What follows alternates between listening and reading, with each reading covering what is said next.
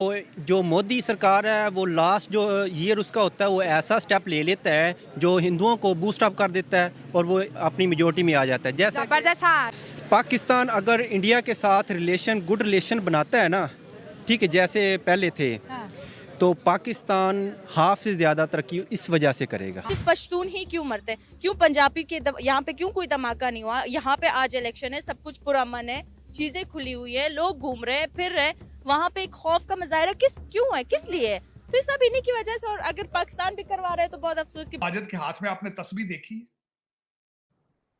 आपका एक Oxford graduate है जिसको बताया गया है कि टीएलपी के वोटों पे डाका मारो, वो फौरन नया पाकिस्तान छोड़ के रियासत मदीना पे आ गया। आप अगर इन 2-3 वाकयात की बेस पे अगर आप कहेंगे कि इन्वेस्टर नहीं आ रहा, तो आप इंडिया के वाकयात क्यों नहीं उठाते? इंडिया आप रेडिकलाइजेशन से जान नहीं छुड़ा सकते। आपके खून के अंदर करप्शन और बल्कि रेडिकलाइजेशन भी करप्शन की एक फॉर्म आपने बना ली। आपके 5000 कैंडिडेट हैं इस वक्त 266 सीटों पे, खवातीन सिर्फ 312 है। बांग्लादेश की तरक्की का सीक्रेट ये था कि उन्होंने खवातीन को निकाल लाए थे बाहर। पे वीडियो देखते जो हैं। अल्लाह अकबर गर्ल के नाम से Yes, वायरल हुई है, yes. मैं उसके ऊपर आपको बात बताऊं क्योंकि मैं तो प्रॉपर स्टडी करता हूं। वही बच्ची ने इंडिया में वो वहां का जो है क्या किया, टॉप किया उसने। या मैं नहीं बोल रहा। ये गवर्नमेंट जो आएगी ये 8 महीने से 1 साल आगे नहीं चलेगी। 2025 में फिर इलेक्शन होगा। कुछ पंडित ये भी फरमा रहे हैं, सियासी पंडित। जो स्टूडेंट्स हैं वो बैचलर्स की डिग्री लेके बाहर जाते हैं, बट फिर भी गार्ड्स हैं। अच्छा, यहाँ से बैचलर की डिग्री लेके बाहर जाते हैं, कोई गार्ड, कोई पेट्रोल पंप पे काम कर रहा है, कोई टैक्सी चला रहा है, बिल्कुल, और ऐसे दूसरी ही है। साइड पे इंडियन भी आपके इंडियन। वहाँ पे देख। 7 फरवरी थी ना, तो ऑप्शन में भी डिस्ट्रक्शन में ये धमाका हो गया था, फुजदार में धमाका हो गया था और क्लास इफ्ला में धमाका हो गया।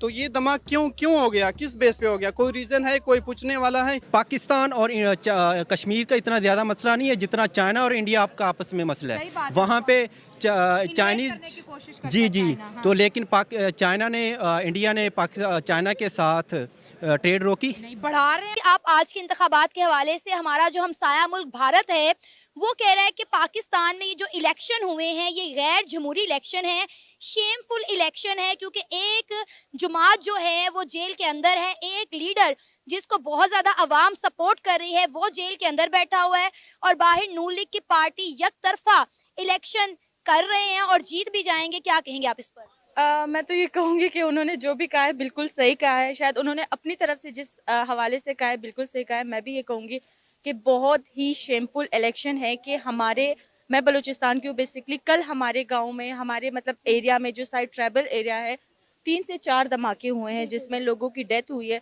और ये लोग ये धमाके करवा के, ये चीज़ें करवा के, मतलब मुझे तो लगता है कि ये इलेक्शन सिर्फ पंजाब के थे और ये इलेक्शन पंजाब को ही मुबारक हो। बलूचिस्तान में काफ़ी हद तक मुझे नहीं लगता कि लोगों ने उन्होंने वोट डालने की जगह आज सब अपने प्यारों की नमाज जनाजा अदा करे तो उनको दफना रहे थे। तो यही बात जो है वो भारत भी कर रहा है। वो कह रहा है कि बलूचिस्तान में जो बैक टू बैक अटैक हो रहे हैं ये पाकिस्तान खुद करवा रहा है, क्योंकि इलेक्शन है, अवाम में अफरा तफरी फैल जाए और बलूचिस्तान का टर्नआउट भी डेफिनेटली बहुत कम होगा। तो ये सब इलेक्शन की वजह से पाकिस्तान खुद करवा रहा है बलूचिस्तान में।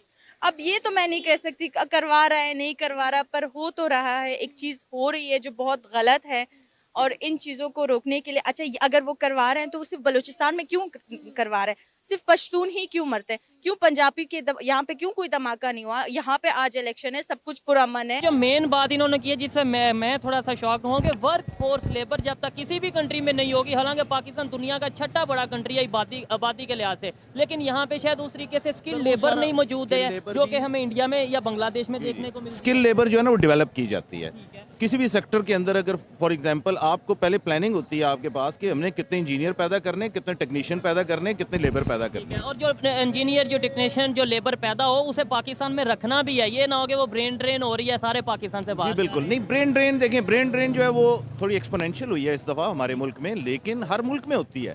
थर्ड वर्ल्ड कंट्रीज़ में जाते हैं लोग, लेकिन स्टिल आपके पास ऐसी वर्कफोर्स मौजूद होती है। आप ट्रेन करते हैं, फ्रेश लोगों को ट्रेन करते हैं ताकि वो उस इंडस्ट्री की खपत को पूरा कर सकें। तो पूरा सिस्टम, एक चीज़ के ऊपर आप नहीं इसको रिलाई कर सकते, आपको पूरा सिस्टम डेवलप करना पड़ेगा। इस तरह की मुख्तलिफ इंडस्ट्रीज़ जो आप आइडेंटिफाई करते हैं कि ये मेरी टॉप 10 इंडस्ट्रीज़ हैं जिसको मैंने ग्रोथ करनी है। इस तरह आप ले लीजिए ऑटोमोटिव सेक्टर है, तो वो आपका जो ऑटोमोटिव सेक्टर के लिए जो टेक्नीशियंस हैं और जो आपकी टेक्नोलॉजी आपको चाहिए, आप वो इंपोर्ट करते हैं, वो आप यहाँ लगाते हैं, वो आप लोग उसके लिए ट्रेन करते हैं। तो जब तक आपका वो चीज़ें तमाम की तमाम कंपेटिटिव नहीं होती ग्लोबल मार्केट के साथ, जिनके साथ आप compete करते हैं, आप compete कर रहे हैं चाइना के साथ, आप compete कर रहे हैं इंडिया के साथ, आप बांग्लादेश के साथ कर रहे हैं, उन सब के साथ जब तक ये कंपेटिटिव नहीं होगी तो आप कोई भी ऑर्डर विन नहीं कर सकते, आना ही नहीं चाहेगा, बल्कि आपके मुल्क के इन्वेस्टर इस पर इन्वॉल्व नहीं होंगे। बाहर कैसे आपने बोला जैसे बांग्लादेश की, चाइना की, या खास तौर पे अगर इंडिया की बात करें, कैसे वहाँ पे लेबर वर्क के ऊपर काम किया जा रहा है, वहाँ पे जो है वो सीना माजिद के हाथ में आपने तस्वीर देखी है? आपका एक ऑक्सफोर्ड ग्रेजुएट है जिसको बताया गया है कि टीएलपी के वोटों पे डाका मारो, वो फौरन नया पाकिस्तान छोड़ के रियासत मदीना पे आ गया, आज मजहबी लीडर है। हसीना माजिद मजहबी लीडर है वो। ये डिफरेंस है आपका, ये डिफरेंस। आप रेडिकलाइजेशन से जान नहीं छुड़ा सकते। आपके खून के अंदर करप्शन और बल्कि रेडिकलाइजेशन भी करप्शन की एक फॉर्म आपने बना ली। तो पैसा इसमें बहुत है, बहुत पैसा है इसमें। अब चीमा साहब, उसमें अगली बात इसमें बताना चाहूंगा कि आपके 5000 कैंडिडेट हैं इस वक्त 266 सीटों पे, खवातीन सिर्फ 312 है। बांग्लादेश की तरक्की का सीक्रेट यह था कि उन्होंने खवातीन को निकाल लाए थे बाहर, माइक्रो फाइनेंसिंग करा के अगलों ने स्वेट शॉप्स बना ली थी वहां पे। आप वहां पहुंच सकते हैं, आप वहां मौजूद हैं। तो चीमा साहब, दूसरा इस पे अगले स्टेप पे चलना चाहूंगा कि इस वक्त जो दूसरी प्रेडिक्शन की जा रही है, दूसरी प्रेडिक्शन ये है कि ये गवर्नमेंट जो आएगी ये 8 महीने से 1 साल आगे नहीं चलेगी, 2025 में फिर इलेक्शन होगा। कुछ पंडित ये भी फरमा रहे हैं, सियासी पंडित। वो क्यों कह रहे हैं? वो ये कह रहे हैं इस वक्त, पहले तो मैं ये बताना चाहूंगा कि आज रिजल्ट निकल चुका है। इस वक्त आपकी कई एजेंसियों ने जो रिजल्ट निकाले हैं, वो रिजल्ट ये है कि नून लीग को 115 से 132 सीटें मिलेंगी, पीएस पार्टी को 35 से 40, पीटीआई को 23 से 29 और जहांगीर तरीन को 2 सीटें, 2 से 3, एमक्यूएम को 12 से 14, काफ लीग को 2 सीटें, फजलुर रहमान 6 से 8 सीटें। यह रिजल्ट आपका निकल चुका है। इसमें नवाज शरीफ साहब जो है, और फिर मैं पंजाब का रिजल्ट नहीं बताया। पंजाब का रिजल्ट ये है कि 297 सीटों में से 190 सीटें मुस्लिम लीग लेगी, और मरियम नवाज साहिबा जो है वो किसी अच्छा सा कीमती सा सूट पहनकर, कोई 5-10 हजार डॉलर के जूते पहन के हल्फ लेगी। मरकज में क्या होगा? नवाज शरीफ साहब वजीर आजम बनेंगे और साथ शहबाज शरीफ साहब जाएंगे ताकि बफर जोन बन सके एस्टेब्लिशमेंट के और वजीर आजम के दरमियान।